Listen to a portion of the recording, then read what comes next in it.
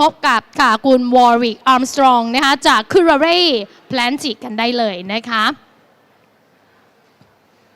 ซึ่งวันนี้หัวข้อที่เขาจะมาพูดนั่นก็คือในเรื่อง recycled content นะคะและ renewable นะคะและในส่วนของ renewable materials นั่นเองนะคะ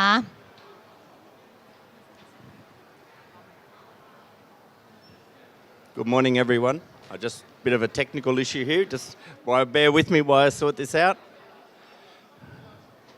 It's not working. Okay. It's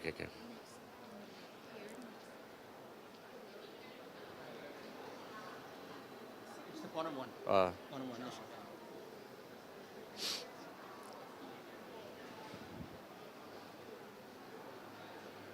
There we go. This one? The bottom of the two. You see the two there? It's the bottom one. Yeah, I'm trying the bottom one.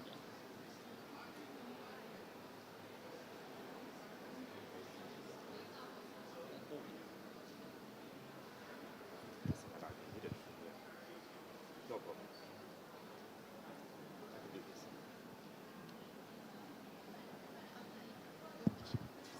You can play. So, good morning.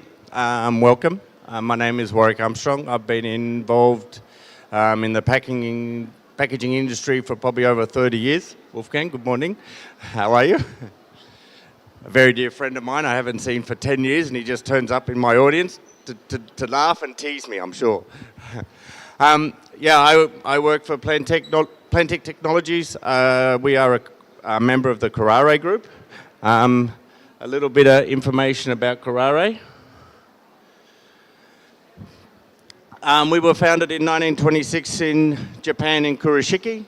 We are the world's largest producer of Polvo and EVOH in the world today. So EVOH is the barrier technology in all your food packaging that you use. We're leaders in barrier technology. That's what we do really well. We do water-soluble films, so like for dishwashing tablets and those type of things. We do all that. We have the base film in your iPhones, and everything in your iPhone, in your TV screens, we are the polarizing film in that. We have 11,000 employees, and we have 5.5 million turnover. When I look at these things, I think, well, what do we do, and what do we do really well? I think we're problem solvers. That's what we do. When people come to us, they're looking for a solution. And this is what we do really well. And how? Because 4% of our net sales go into R&D. So we're always looking for the next polymer. We're always looking for the next things. We have developed a new paper and packaging team, a global one. But I think this last statement is probably the best one. A lot of our customers are our competitors. So that tells you that we are innovative, we're doing different things, and we're looking for new materials. I guess if we want to talk about plastics, what are people looking for? And we're all at ProPack Asia, I think, to look for sustainable materials. We're looking for renewable materials, and we're looking for recycled content. So for us, what are the drivers of change and what's making us come? We know that consumers are demanding more. We know that brand owners want fresher and or longer life products, so we want an extension of shelf life. Governments are driving legislations, we know that. We saw a new one in Australia just recently. And leading packaging companies. I don't know of any packaging company in the world today that's not sticking their hand up and saying we have a problem. I think they're all doing the same thing. They're all saying the right things, and they're all doing things. But what I want to highlight is probably these two. Packaging still has a function. You know, we don't spend hundreds of millions of dollars designing equipment, designing machines, designing these things just for plastic, just for fun of it. It still has a function. And probably the last thing is that food waste is still a big global issue. So we know that we want to solve these issues, and packaging is a big way forward to solving some of these issues. And I have an example here of why packaging is important. So this is something that we developed in India as part of Carrare. It's a simple bag with EVOH and plastic. It is tied together with a cable tie. You don't need $1 million or $2 million machines for this. It's predominantly for the Indian farmers. So instead of using a Hessian bag, they developed this bag made out of plastic where they can store their grain after collection. They can hold it until the price gets better. Before, with a Hessian bag, if they tried to hold it, they would be infested with weevils, it would be infested by water, and the grain would be worthless. And then the Indian farmer would get nothing. So the development of this bag was critical for him to save food. And this is a classic case of around the world where we see plastic play such an important role in a simple situation. So I think that's really critical for that one. And I would add that the bag is probably reusable.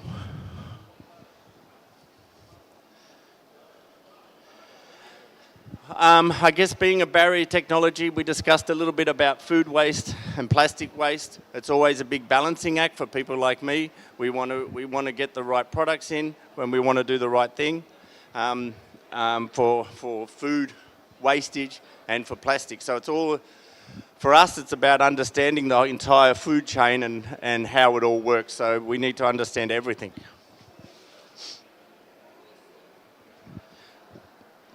One of my big things is, though, is prevention is better than cure when it comes to plastic waste. And I'm getting to a point about the use of recycled content in a minute, so please bear with me. Another situation in Mumbai, we saw this beach. There was estimated 12,000 metric tons of plastic came out of it. It was cleaned up. They got together, they cleaned it up, and you can see that the beach is, back being beautiful. Turtles returned, sea life returned. And what this tells me is if we can find a source for this plastic, that's probably the key thing now. It's instead of people dumping it, if we can create a value for that in the use of recycle and we can create a demand for that plastic, it doesn't end up there, it ends up here, we can put it in the recycle bins, and then we can not have these environmental issues like we see today.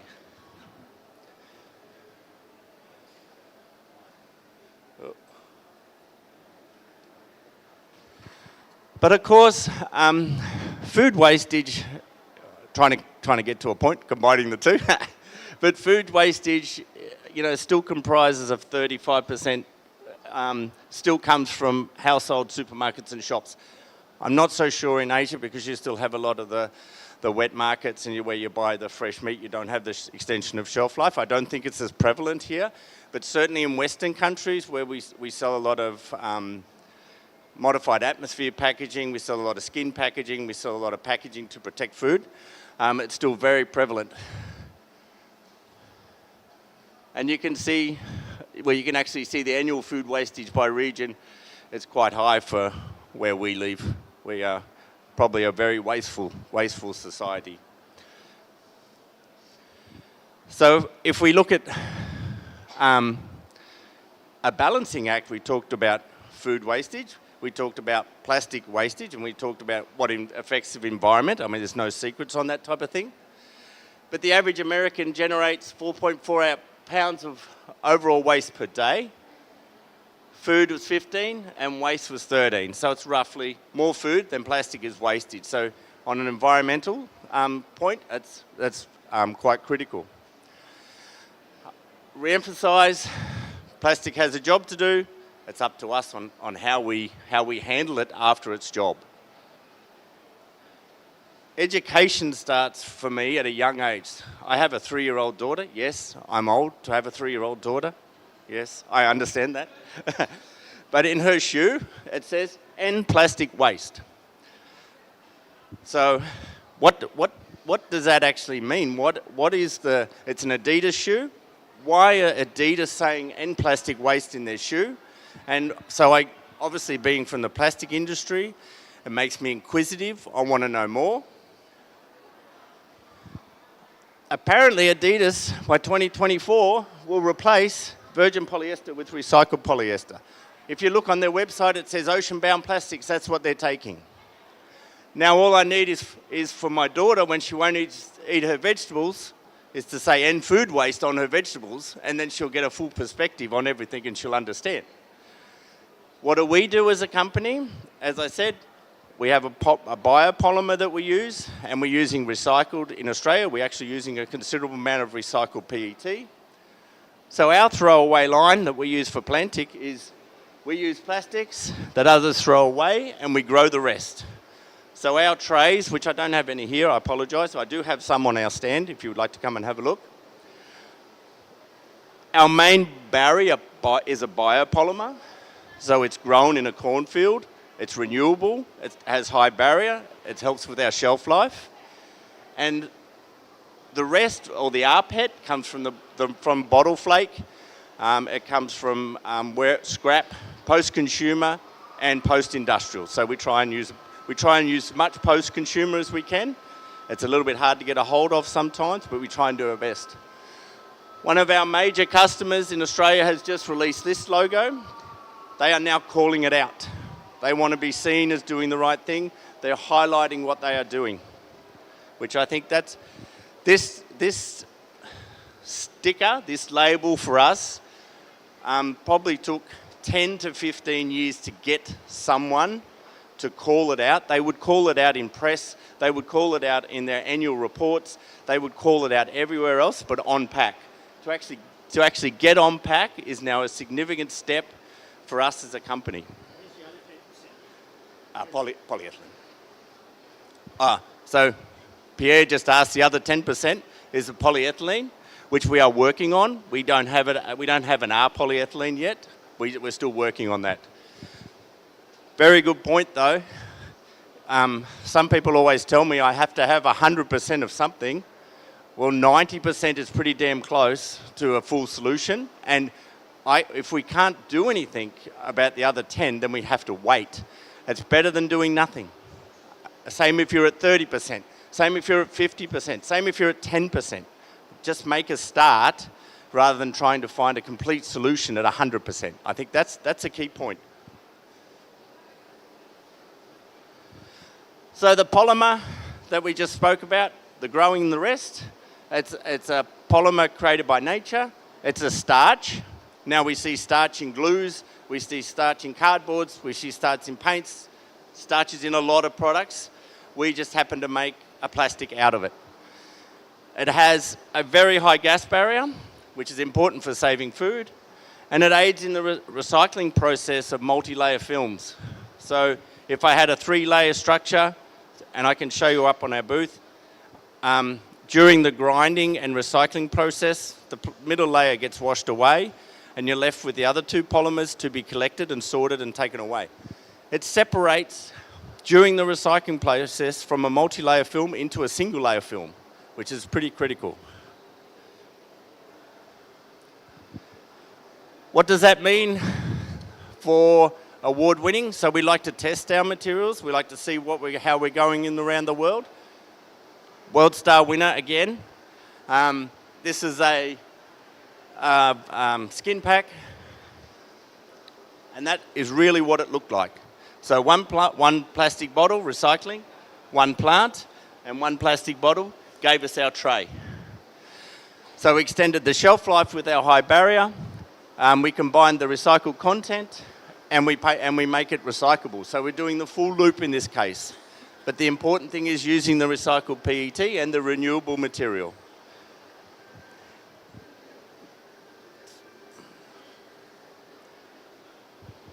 And another one just awarded probably 2 weeks ago. 1 month ago maybe. 1 month ago, sorry. This one I really like. This is really unique. It's a similar sort of pack. It's smaller, it's more compressed. But the big thing is, it's carbon neutral beef. So I believe, I don't know, maybe Pierre would know better than me, this is the first pack in the world where it has combination where the pack and the product is both better for the environment. Very unique. It's really, really unique in the world. So I do have that pack up on the stand if you'd like to come and have a look. Another award-winning pack we did, recycled content, again, rPET on the bottom. But what we did this time is we coloured the core. So we instead of having a carbon neutral black, we coloured the plant base. And as you can see during the process of washing, the tray gets washed away. That's the core layer only, the core layer. So when we wash away the black in this particular tray during the recycling process, we are left with the clear polymer on the top and we're left with the clear polymer on the bottom, and the black washes away and there's no contamination in the recycling stream. This is very good, very clever, and we now have more and more customers wanting to use colours, because we do see a shift in some countries where a lot of manufacturers or retailers are shifting away from colours and going to clear. But some people like colours. I still like colours. It's okay. I guess as you look around here, we see a lot of paper. So we are investing a lot in paper. We believe that paper is probably an alternative solution. It's funny when you think about paper. I remember as a kid growing up, don't use too much paper. You're chopping down trees. Don't use too much paper. And we'd all have plastic. Now it's switched. If you go around the stand, there's a lot of people advertising paper. If you went to Interpack probably 6 weeks ago, there was a lot of paper everywhere. So that's it in a thermoform type of case.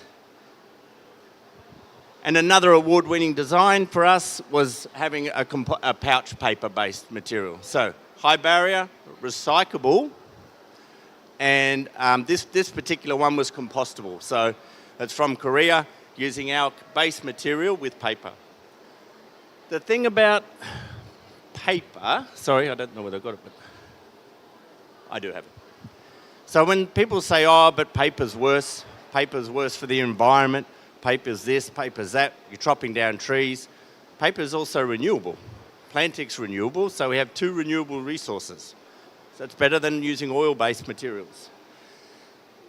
We do, at the company, we do a lot of LCA studies. Okay, LCA studies are a big part of our business. We like to have a full understanding of what's going on. We believe it's more than just the package that we're selling everything. We have the whole life cycle. Well, that's what LCA stands for, life cycle analysis. And you can see the effects of, these are the structures, the 2 structures of restart, a traditional pouch and a Plantic pouch. So the paper pouch you saw before. I lost my train of thought. What it showed through the LCA, that we were 3 times lower greenhouse gas emissions. Now people say to me, that's a wonderful stat, but does it work to protect my product?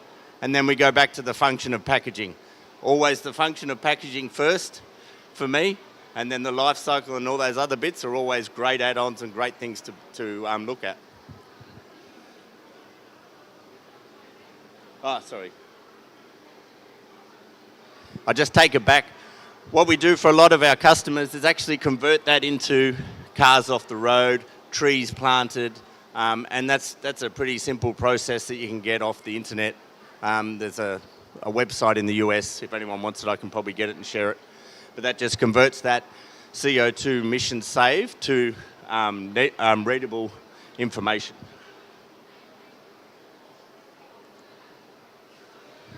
But is the paper recyclable? Well, yes, it is, because starch is what our main barrier was. Remember, we went back to the starch for our barrier. Paper's made of starch. I don't know whether you can see that, but in Western Michigan University, we got a 99.8% recovery. So we know that it worked. We're able to recover the whole thing, pretty much the whole thing. Can't really see that, can you? It's a bit blurry. So for us as a company, we were the first to introduce renewable plant-based barrier material, which is why Carrare bought us back in 2015. They saw a need, they saw a lot of requests for a more sustainable solution from EVLH. They saw a considerable amount of request. We were the first in the world to produce high barrier recyclable material back in 2011. Multi-layer, I would say, not mono-layer, multi-layer materials. First in the world in 2018 to introduce high barrier structures made from recyclable and renewable. So we're taking the rPET and taking the plant-based, which is renewable, and making recyclable structures. The use of our materials has saved 59 kilos of greenhouse gases. And we've won multiple awards around the world, not only from the World Packaging, from local awards, from other awards, DuPont awards, even some of our competitors, they have awards which we've won as well, so that's always good. You need certification, which we have, on the monolayer structure.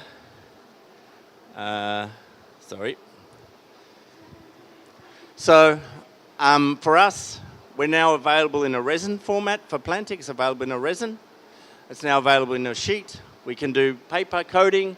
And what we do as a resin company, we work with your suppliers, your customers, to design materials. Like I said in the first slide, we're here to solve problems. We're here to help, and that's how we work. So come and see us on the Carrara Asia Pacific stand, ABO1. We're right at the front. And that's me. If you've got any questions or things, let me know. Right on time. I did okay.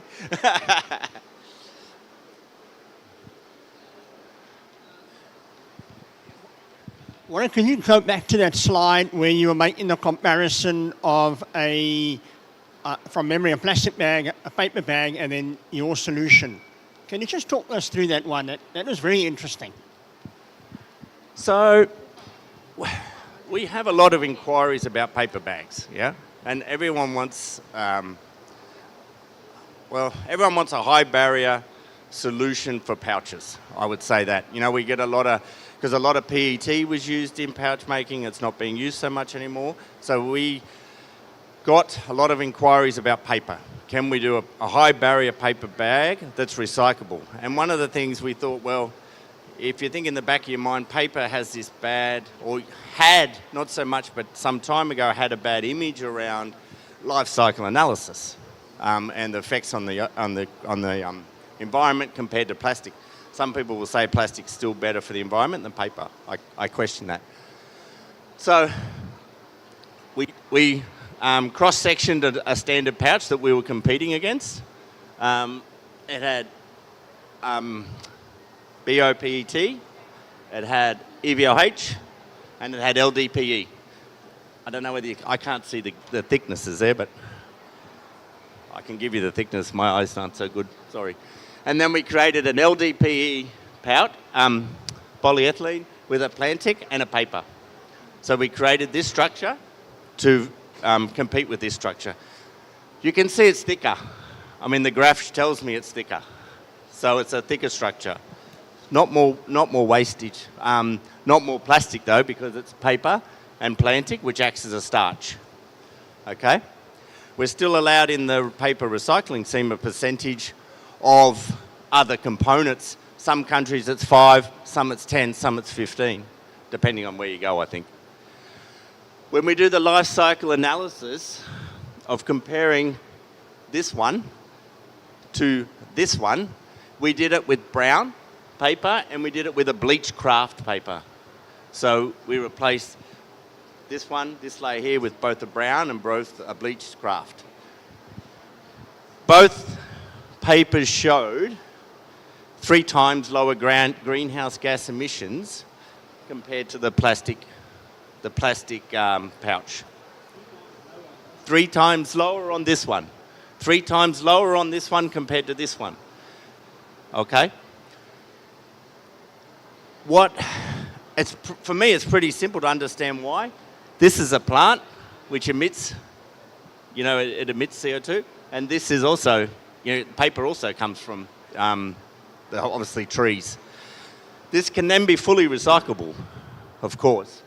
During the repulping process, this acts as one. You would have seen my study from the Western Michigan University. This acts as one and this gets taken away.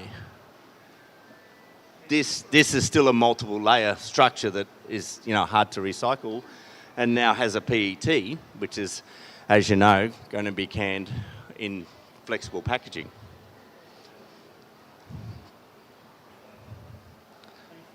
Clear? No. Thank you. Okay, the next. Yeah, next please. Hi, I was going to say a bit more about the recyclability of plastic, because we're always told by our waste management companies that you cannot put starch-based products in plastic and you cannot compost them as well because nobody wants them in the composting systems. Great question, and we get asked a lot, and I know what you're talking about, and so the question was, can starch-based products go into the recycling stream? So a lot of PLAs and different types of things go into the recycling stream. Let me just go to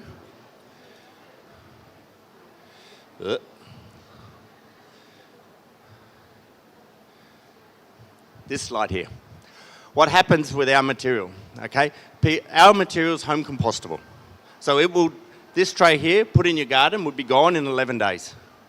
Gone, completely gone. No traces, no microplastics, nothing. Finished. We're not water soluble, we're water dispersible. Two different things. Water dissolvable, you know what I mean. Is like the dishwasher tablet. Goes away, gone, nothing, left with the liquid, done. In our recycling process, so a PET bottle recycling process, yeah, the material gets ground down. Yep. Then it goes through a hot caustic wash. During that process, the plastic gets washed away. So it's not staying, the plastic gets washed away and it creates a separation of the polymers. If you come to our booth, I'll show you, I have the finished polymer that's been recycled, and you can see it and you can have a look at it. In a PLA structure or another starch-based structure, that actually doesn't happen. It stays with the other polymer. That's the key difference for us. So PLA is industrial compostable, we're home compostable. We're water soluble, they're probably not. Nothing else? Anyone else? Okay, no question more. Thank you very much. Okay, thank you to Mr. Warwick Armstrong from